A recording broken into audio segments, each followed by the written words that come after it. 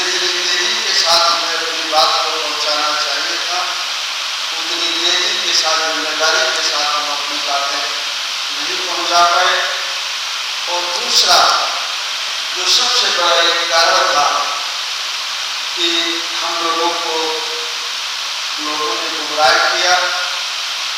हमारे कुछ जो साथी थे जिम्मेदार लोग, वो थोड़ा गुमराह हो गए। वो किस वजह से गुमराह हुए ये वो अच्छी तरह से जानते हैं। चुनाव के बाद जन अधिकार पार्टी की कार्यकर्ता बैठक थी आज, और हमारे साथ मौजूद हैं अजीत कुशवाहा जी।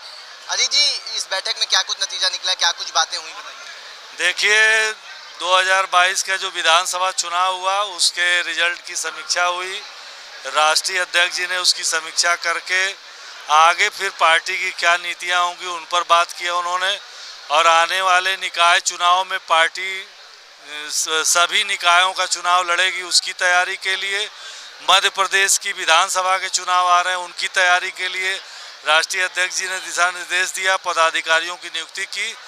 और लोकसभा का चुनाव जो होना है 2024 का, वहां तक की रणनीति तैयार की गई है। आगे हम लोग डट करके जो है इस जन अधिकार पार्टी को आगे बढ़ाने के लिए। कुछ रणनीति बनी है, बताएंगे आप? देखिए, रणनीति यह बनी है कि भागीदारी परिवर्तन मोर्चा जो बना हम लोगों का, उसके जो घटक दल हैं, अब आने वाले दिनों में उनकी मीटिंग होगी। उनके पदाधिकारी कार्यकर्ताओं के साथ हम लोग मिल करके उनसे परिचय करेंगे। चूँकि अचानक चुनाव के पहले परिवर्तन मोर्चा बना था, तो हम लोग उस विधानसभा के चुनाव में पदाधिकारी आपस में भी मिल नहीं पाए थे, तो परिचय करेंगे। और लग करके हम लोग पूरे भागीदारी परिवर्तन मोर्चा के जितने घटक दल हैं, सब लोग मिल करके लग करके हम लोग आगे जो है भागीदारी परिवर्तन मोर्चा को लोकसभा के चुनाव में ले जाएंगे और सभी सीटों पे चुनाव लड़ेंगे। मध्य प्रदेश के चुनाव में उतरने की भी बात हो रही है, क्या कुछ तैयारी है अभी? मध्य प्रदेश में हमारा संगठन है, उस संगठन को धार देने के लिए, और उत्तर प्रदेश के चुनाव में जो हम लोगों ने समीक्षा किया है, तो जो गलतियां हम लोगों से हुई हैं उत्तर प्रदेश के चुनाव में, उनको सुधार करते हुए मध्य प्रदेश के चुनाव की तैयारी के लिए अभी से हम लोग लग रहे हैं। बहुत सारे पदाधिकारियों की नियुक्ति हुई है मध्य प्रदेश के अलग अलग संभाग में। वहाँ मंडल है, मंडल की जगह संभाग बोला जाता है। संभाग में पदाधिकारियों की नियुक्ति की जा रही है, और वो सारे पदाधिकारी लग करके जो है मध्य प्रदेश के चुनाव भी फाइट करेंगे, और वहाँ भी तीसरा मोर्चा ही लड़ेगा। अच्छा, वहाँ पे भी तीसरा मोर्चा लड़ेगा। तो ये गठबंधन अभी बरकरार रहेगा लोकसभा चुनाव तक? 2024 तक ये गठबंधन है।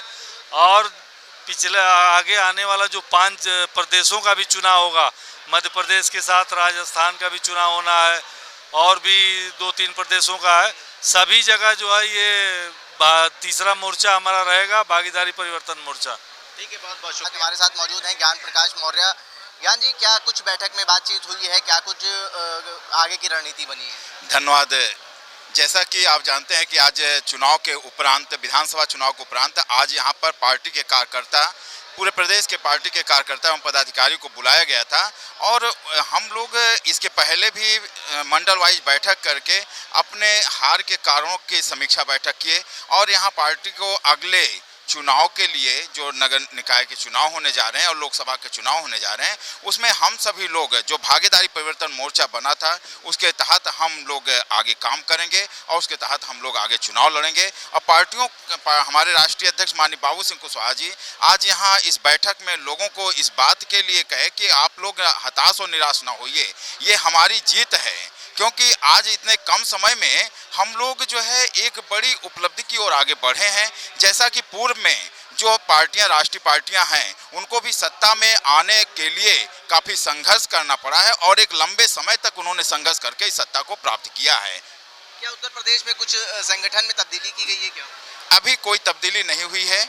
पार्टी मंडलवार कुछ लोगों को जिम्मेदारी दी गई है कि वो मंडल में अपने संगठन को मजबूत करेंगे, जिससे कि पार्टी को और मजबूती और दिशा मिल सके। बहुत बहुत शुक्रिया, धन्यवाद। ब्रजेश राजभर हमारे साथ मौजूद हैं। जन अधिकार पार्टी की कार्यकर्ता बैठक थी, क्या कुछ नतीजा निकला इस बैठक का?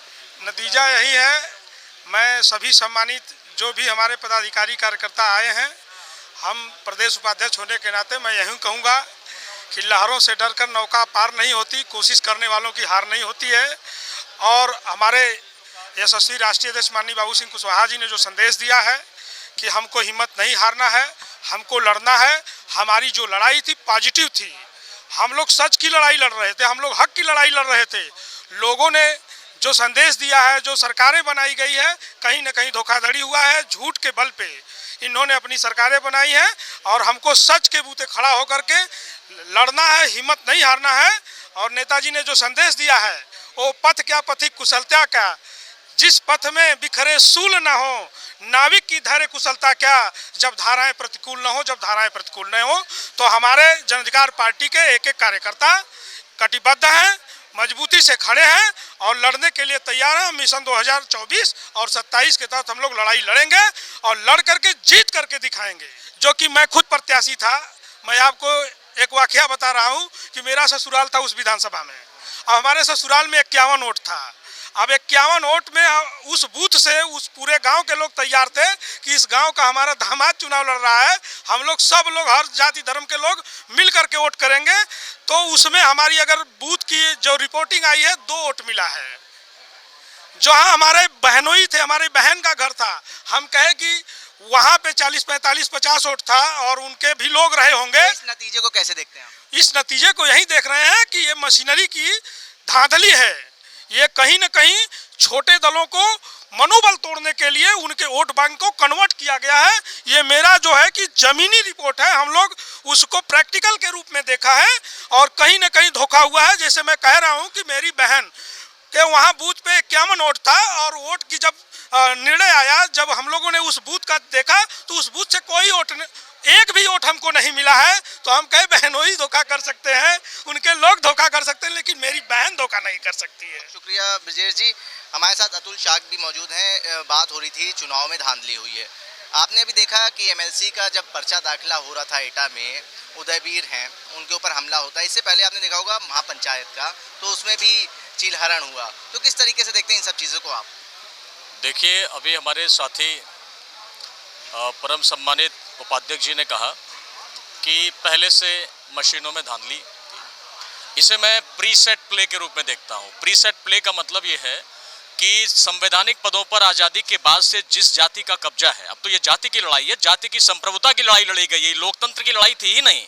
अब आप एक और नई चीज़ देखिए, आप मीडिया के साथी हैं, ये लड़ाई जातिगत संप्रभुता की लड़ाई है, ये नाजिज्म की लड़ाई है। जो भारत में अभी एक अमेरिका की स्वतंत्र एजेंसी है, स्वतंत्र एजेंसी ने दावा किया है कि भारत से लोकतंत्र खत्म हो गया और तानाशाही की नवांकुर है।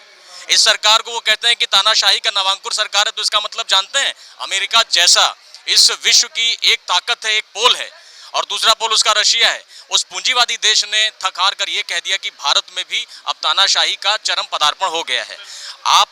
आप देखिए एक और बात, चीजों का आकलन करा उसने। आप आकलन देखिए कि भारत में पूंजीवाद के खिलाफ, भारत ऐसे तो आजादी के बाद से पूंजीवादी देश नहीं है, मिश्रित अर्थव्यवस्था का देश है। भारत के संविधान में, प्रियम्बल में, भारत के सभी प्रावधानों में यही उल्लेख किया गया है। आदरणीय जवाहरलाल नेहरू साहब का कथन आपको याद होगा, जब उन्होंने पहली औद्योगिक नीति बनाई थी, उस पहली औद्योगिक नीति में उन्होंने कहा था कि भारत का औद्योगिक दर्शन मिश्रित होगा। यहाँ पूंजीवादी ताकतों को अपने हिसाब से कीमतें निर्धारित करने का कोई भी अधिकार नहीं होगा, कोई छूट नहीं होगी, क्योंकि भारत में 80% जनसंख्या तब गाँव में रहती थी। आप उस आंकड़े को देखिए, आज भी 68% भारत कृषि हर देश है। ऐसे देश में आप बताइए कि आप सेल, गेल, नालको, भारत के नवरत्न कहे जाने वाले उद्योग, भारत सरकार को क्या जरूरत पड़ी? रेलवे मिनिस्ट्री का बजट आप शायद भूल गए होंगे, रेलवे मिनिस्ट्री का बजट 34.5% घाटा पाटता है केंद्रीय बजट का। रेलवे का निवेश करने का मतलब क्या है? रेलवे में पूंजीवाद को लागू करने का क्या है? आप उन बीमारू उद्योग को भेजते जिनसे आपको नुकसान हो रहा होता, आपको सैलरी न देने में कहीं असुविधा हो रही होती। आपने तो वो उद्योग भेज दिए जो क्रीम थे, जो तबके थे, जिनके आगे हमने विभागों के बाहर 300 साल कंपनी प्रशासन के खिलाफ लड़ाई की। आजादी पाने के लिए आपको अगर कंपनियों को देश का लोकतंत्र देना था तो हम गधे थे क्या? हमारे पूर्वज गधे थे कि कंपनी से मुक्त करके हम स्वशासन लेकर आए? आप स्वशासन को कहते हैं अच्छा नहीं है। जन अधिकार पार्टी की कार्यकर्ता बैठक में काफी मुद्दे देखने को मिले। ईवीएम के ऊपर भी आरोप लगा है और भी कई पोलराइजेशन के जो मुद्दे थे उसको भी अतुल शाकी जी ने हमें बताया। खैर, अब लोकसभा चुनाव की क्या तैयारी है? भागीदारी परिवर्तन मोर्चा बरकरार रहेगा, ये अनाउंस भी हो गया है, और किस तरीके से तैयारी होगी इस पे नजर बनी रहेगी। जुड़े रहिए जनसंदेश टाइम के साथ। कैमरा पर्सन जिशान खान के साथ आकिब मिराज खान, लखनऊ।